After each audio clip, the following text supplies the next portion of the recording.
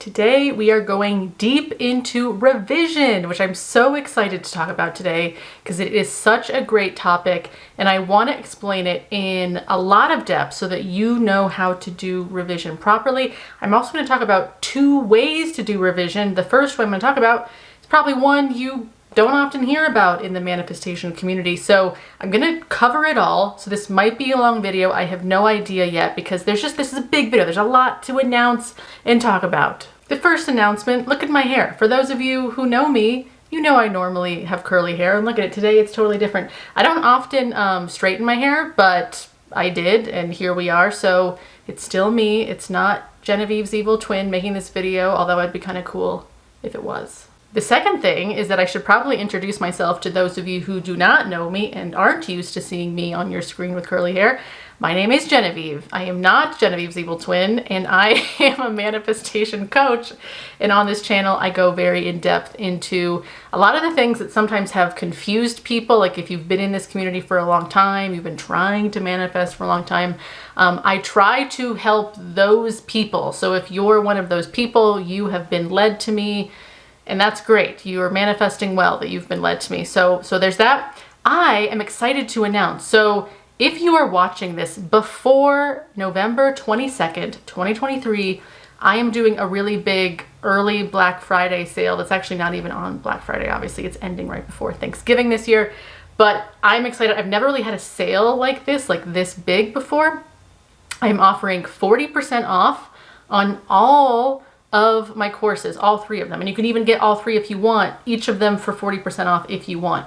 And 20% off of my coaching. So if you want to do a one-on-one session with me, you can get 20% off of that. So this discount is staying in place until November 22nd, the end of the day, November 22nd. I think that's a Wednesday. And I know that time zones are weird though. So just keep in mind, I'm in the United States in the Colorado time zone. So the end of day, my time zone on November 22nd, 2023. So I'm sorry if you're watching this video way in the future and you're really sad that you missed this sale. I'm sorry. Maybe will be another one, maybe next year, Black Friday. Who knows? But I'm not sure yet if I don't know. I've got to work that out, how it's going to work in the future. But anyway, so check that out. The links to the courses are below. The links to the sessions are below. But you must apply the code Love Creates, and I will write that code on the screen because that's how you get the discount. So you've got to make sure at checkout you put in the discount code Love Creates when you're checking out to get the 40% discount on the courses or the 20% discount on the coaching. So that's exciting. And here's the other seemingly random thing I want to add to that, but it feels also important. You are not required to get coaching at all. You're not required to get a course. You're not required to get coaching from me or from anyone. And actually, we're all extremely lucky that there's so much free manifestation content out there. And there's just a lot of it. So, and even on this channel, I obviously offer you a lot of free value, and that I know that thousands of you actually watch me. You don't ever get coaching, you don't ever get courses, and I so appreciate you're here. And I also appreciate those of you who give me like the super thanks and that you subscribe to the membership part of this channel because you are supporting, how much free, because this is free coaching that I'm giving you. It's free. You don't have to pay for more in-depth coaching if you don't want to.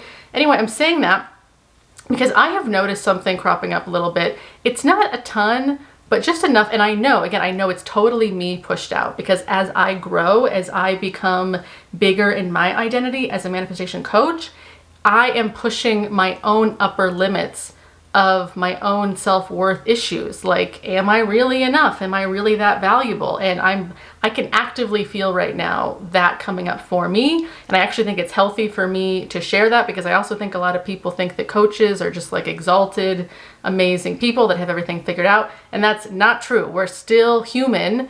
We still, as I said, reach and grow and we reach a new level. There's new resistance at that level. And I even drew a little picture, a little diagram to show what I'm talking about because, okay, your self-concept, think of it like a spiral that is growing. And these little lines that I drew here, these are the smaller and then bigger limiting beliefs that can sometimes linger within your self-concept. So say that on this first go around of growing in my healthy self-concept, this one I was able to totally like get over this belief pretty quickly. Like, let's say that this belief is the belief that nobody likes me or whatever, like some really drastic belief, like nobody likes me. And I was able to get over that. Like, okay, I grew, I got over that. But then as I grew, there's some beliefs that like, even as I got over them on the first go round and I got over it like at that level where it's like, okay, I can believe maybe like this one, this really big one is the I'm not enough thing. And maybe at certain levels, I could get over that and be like, okay, at this level of havingness, I'll call it, I can get over that, I actually am enough. But as I grow and I start to expand my own limitations of like, well, how much am I enough? Like, how much can I have? And I'm, again, saying all this is a mirror to you because this is happening in your life as well. And I want you to understand kind of what's happening in me as well. So as I grow and I'm reaching new levels of my sense of myself, my identity again as a coach, but also in other parts of my life as well, this I'm not enough thing can come up again as I reach a new level of growth. So I hope that makes sense. That was like a segue, I know, so I'm going to circle back to what I was saying before. I'm bringing that up because this is the thing that I have noticed coming up on my channel, just a little bit, not a ton, but a little bit. And again, I know it's me pushed out because of what I just said. People are feeling, and when I say people, I mean like maybe one or two people, like not a lot, but enough that I really notice it. They are having a little bit of a resentful and entitled attitude about this, and especially about coaches. Like I have felt projected onto in terms of people, and I get it. This is a way that your old story defends itself, is it projects onto people and it says, you're wrong, you're saying bad information, or you're the bad one. And that's a way, a defense mechanism that we all do at times to protect ourselves from really looking at ourselves and seeing, okay, why am I struggling with manifestation so much? Why am I struggling so much with XYZ? It's easier to blame someone else, but again, it's all interconnected because even when I'm being blamed by someone else, maybe for a failure or their perception of failure, which is not even real, it's just perception, but it's happening to me because I have a story in me that also matches their story. And anyway, I hope that makes sense of like the symbiotic nature of all of this. It's fascinating. So I want to like explicitly say, you are never required to get coaching. You're never required to buy a course, but it is extremely helpful to do it if you have the means to, if you have the desire to really show up for yourself that much and get yourself that much support and to give yourself that much structure in this. And again, if you have a means to, coaching with the right person is extremely helpful. Getting a course that's the right course for you is extremely helpful, but it is not required. So I am saying that explicitly because if anyone is projecting like weird stuff that they somehow feel entitled, like I should offer everything for free or something, or I don't even know, but it's definitely, again, me pushed out, and there's a link there because it's pushing up against my own insecurity that maybe I'm not enough. Maybe I don't offer enough value. I don't know. But I'm working on that, and part of me working on it is having the self-concept to address this really specifically in a video. So thank you to all of you who do support the value that I offer here, and to those of you who are getting coaching for yourself and courses and stuff. Again, it's not required, but it can help you if you want it. Otherwise, just do your own thing and stop complaining. That's really all I have to say about that. Okay, this video is already so long. Below, I will put a timestamp for when the actual revision stuff starts, which is basically now, because I know that was a lot. But at the same time, it is helpful to you, especially the mirrored stuff about self-concept in terms of it's not a linear growth where it's like, oh, I just got over the I'm not enough thing. Often people do, especially like, for example, like relationships, like it is easier to believe that maybe you're enough for most men, but is it easy for you to believe that you're enough for your specific person? Like usually the more big, the more specific you get in your desire, it actually can feel harder. There's more resistance. The bigger you grow, the more specific and big you get.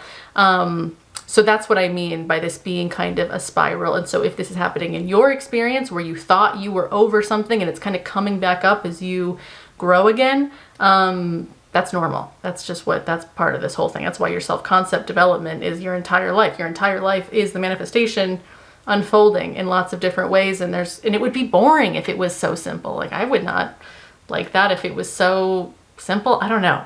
Okay, now let's get into revision. So first of all, I love revision. Part of the reason that I'm making this video is because I've gotten a few comments asking if I like it, which is interesting. It's interesting that that's how people are posing it, as if it's like, do I approve of revision? Do I think it's a good thing?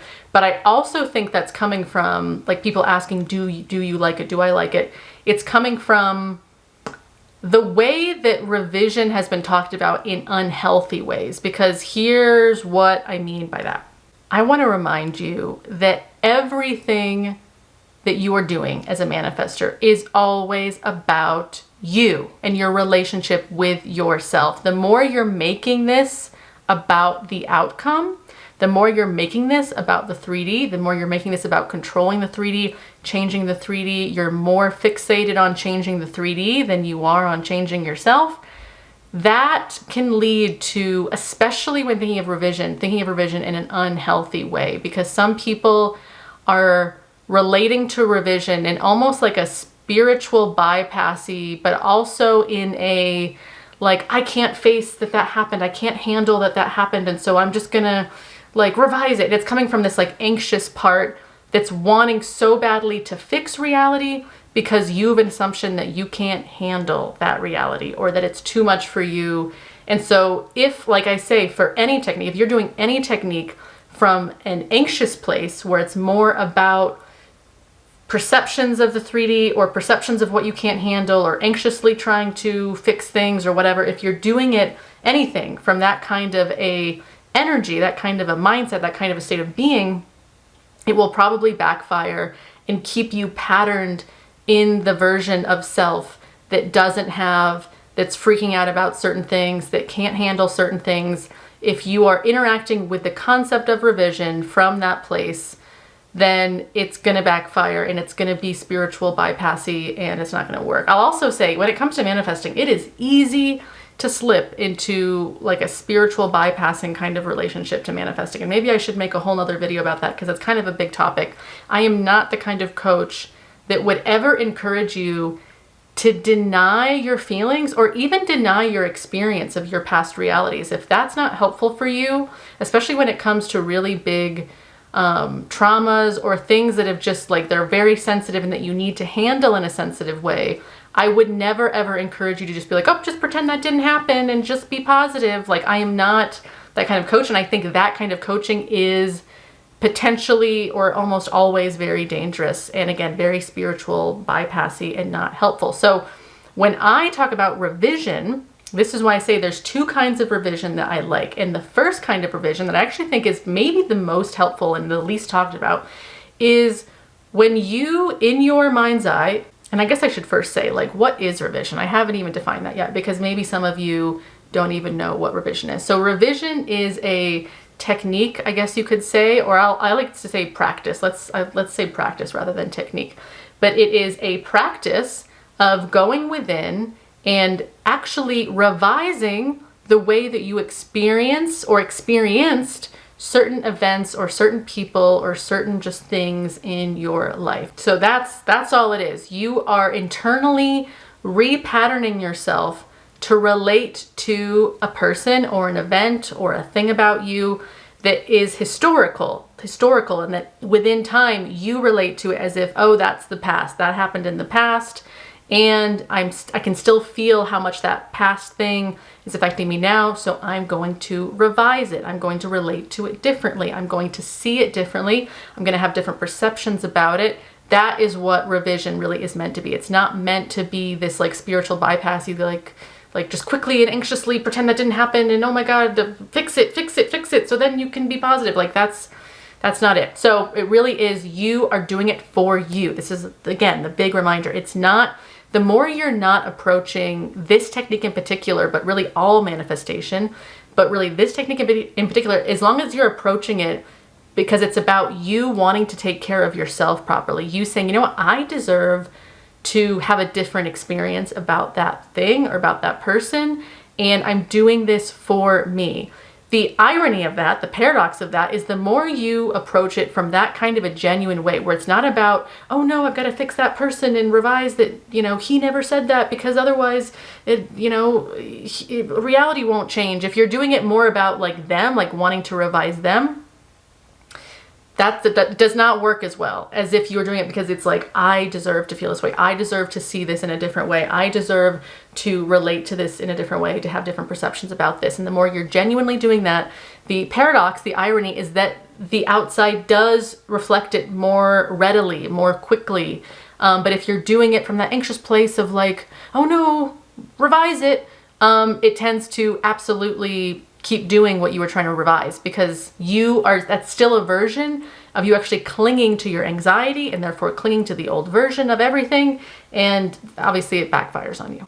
So here we go. The first version of revision is a form of revision where you are going to, again, internally, this is all internally, you are going to internally, and it's usually done with visualization, internally visualize yourself back in that situation that you wish to revise, that bothered you. Like, so let's say in this example, it was a conversation you had with a specific person that went really badly. It was like totally bad, not good. It was a triggering, bad conversation.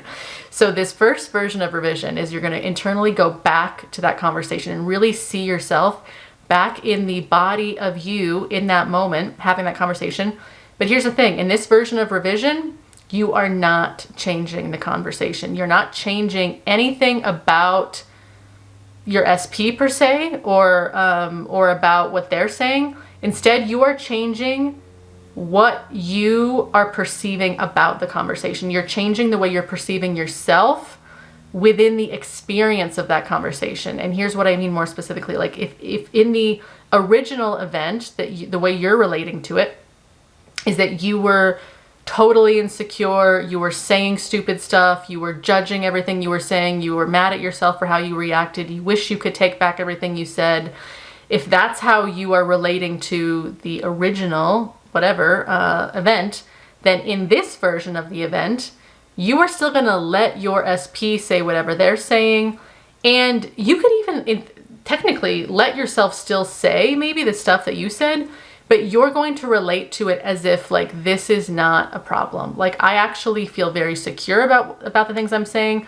And if you want, because I actually think you probably should, if we're going to use the conversation example, revise what you're saying. It's more important that you are revising what you are saying for you again, where it's like the whole point of this type of revision is that you're learning how to expose yourself to the things that used to trigger you the most, and learning that you can go through those triggering things and still maintain your high self-concept. So I probably should have said that before I explained this type of revision in case anyone's confused right now.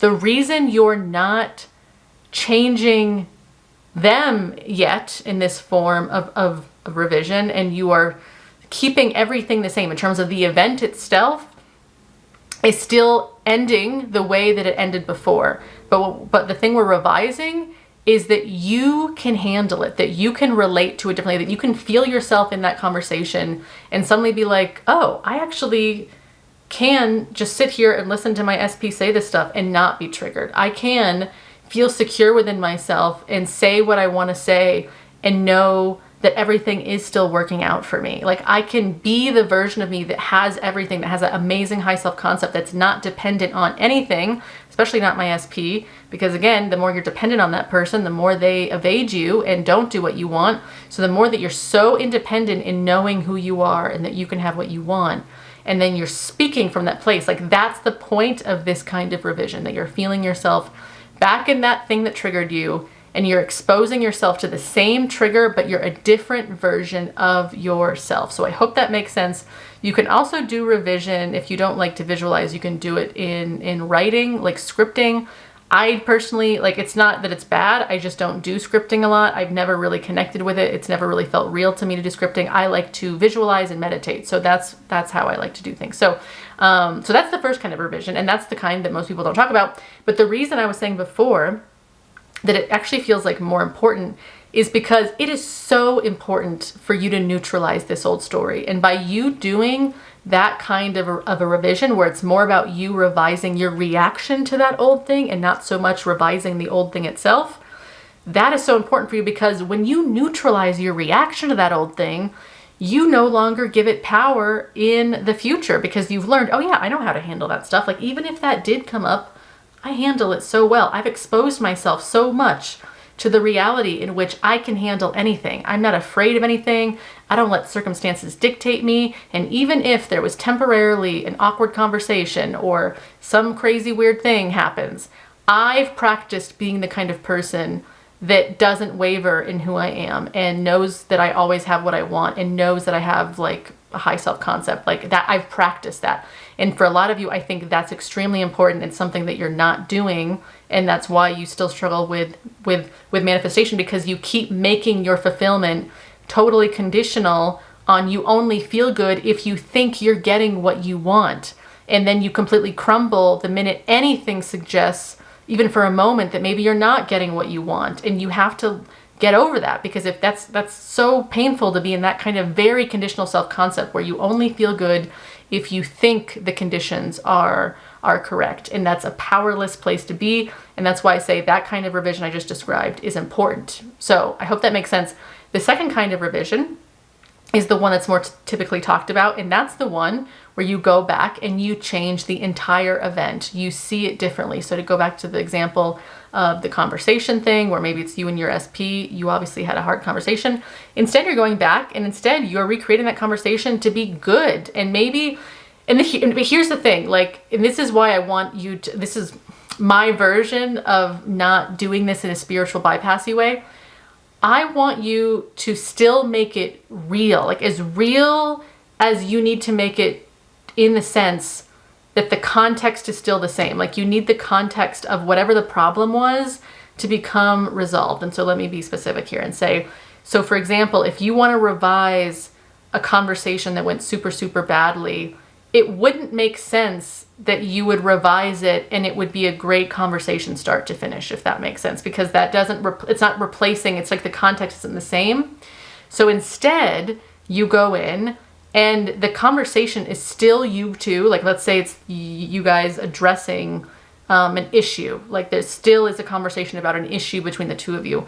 But instead of the conversation going to total shit and everything got worse, instead it still starts as you and your person talking about the issue, but then you relive it as you're seeing the conversation, it gets productive, and you see that both you and your person feel so free to share what you want to share, and there's so much openness and vulnerability, and the conversation becomes so productive, and then the two of you become even closer because you've just like been able to say everything you wanted to say. Like, that's what I mean by context. Like, I think, again, some of people are in a very spiritual bypassy kind of way, being like, well, that just never happened, and I'll just pretend that every conversation we have is just love and rainbows and it's never weird or whatever. But that's escapism.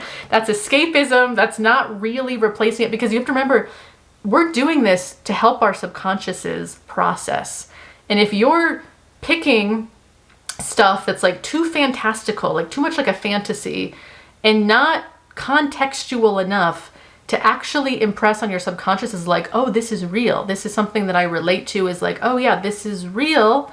If you're not really doing that, it's not doing anything. It's, again, just you engaging in true delusion, true fantasy, which can definitely happen to a few of you. This is why I also don't like using the word be delulu or be delusional, because you can't trick yourself. You can't trick your subconscious. You can't trick your higher being, your God self. It knows what delusional means. And if you're claiming that you're delusional, guess what? That's what you think. It just thinks you're being delusional. It doesn't think this is real. To really manifest, you have to process things as if it's like, oh yeah, that's real. I've exposed myself so much to that internally. I've processed that so well internally that now I relate to this new way that I've exposed myself to internally. So that's the whole point of revision. It's not to just avoid reality or to avoid the things that happened in the past that you can't handle, or to deny that bad things ever happened to you. And this is why, again, I think it can be tricky with the way some coaches might be explaining this as if it's like, oh yeah, just pretend like you never had childhood trauma, or just pretend like, it's like, that does not help. That is spiritual bypassing to an extreme, to a dangerous extreme, and it invalidates you. It doesn't help you to change your reality. It actually pushes you even more into the old reality in which, maybe people don't understand you. Nothing works for you, because when you hear people say stuff like that, it just supports that invalidation. So anyway, those are the two kinds of revision. I meant to say this in the beginning of the video, but whatever, here we are at the end. I'm going to be posting on the membership portion of this channel, so if you want to join that, 2 meditations that will guide you through revision. And it's going to be 2, because one is going to be for the first kind of revision I talked about, where the event isn't changing, but you are changing in your response to the event. And the second is going to be for obviously the second one I described, where you're changing both yourself, obviously, but also like the whole event itself. So I'm going to post some guided meditations, and I'm also sorry for all of you who are members. I haven't posted on the membership portion of the channel in maybe a couple weeks or so, and I am finding work-life balance right now, and so that's why. So that will be up probably maybe even the same day. At least one meditation will be up maybe the same day as this comes out. We'll see. So if you want to join the membership portion of this channel, and that is where I post a lot more in-depth trainings and meditations and things, I post that for the members over there. And to be a part of that, you do need to join. There's 3 tiers, and you need to join the 2nd or 3rd tier to get the extra content. The first tier is just for those who want to have a total low-cost support of me for, again, how much I offer you for free on this channel. So anyway, that's an option for you to join. There's a link to join down below. And this video has now gotten so long. I kind of knew it would be long. I had a lot to say in this video that I wanted to fit in. So thank you if you've watched till the end. You are amazing. Let me know what your experience with revision has been. Have you felt like you've been a little bit misled, maybe doing revision in the kind of the spiritual bypassy way, and then it didn't work out, it didn't land within you, it felt wrong within you, and maybe it also did not reflect in the 3D? Because here's the thing too, this is also the last thing I'll say about revision. What's so cool about it is other people, when you do it correctly, quote unquote, other people really do remember things the way you revised it. It amazes me, like when I hear clients say stuff like that, and it's happened in my own life, that when I genuinely relate to something in the past, I've genuinely revised it. And that's what I mean by when you relate to something very differently, you have a very different perception of an event in the past, or of the way something went down in the past, you have a very different perception of it, and you genuinely have embodied that new perception. It's so crazy how the people involved in that event or in that thing also will remember it differently. They'll remember it in the way that you remember it. And I think that's so, so cool. So, but again, that only happens if you quote unquote do it correctly, which means you're doing it in the deeper, real way, which is how we genuinely manifest. We have to do the deeper work. This is a personal you on you thing. And as I said before, the more you're focused on freaking out and just wanting to get the 3D result because you just can't handle yourself, I'm sorry, you're going to keep struggling. This isn't going to work for you, because that kind of mentality about manifestation does not provide good long-term results. So anyway, this is the end for today. Let me know again your thoughts on revision. Also, let me know any other questions that you have. I really love talking about this today. Gave me something new to talk about. Sometimes I feel like I'm saying a lot of the same stuff, because a lot of this is just like saying the same truth over and over again until it lands in some ways. So yeah, so it's great to talk about revision, and let me know if you have any other questions about revision that you need me to answer. So I'll see you guys in my next video. All right, bye.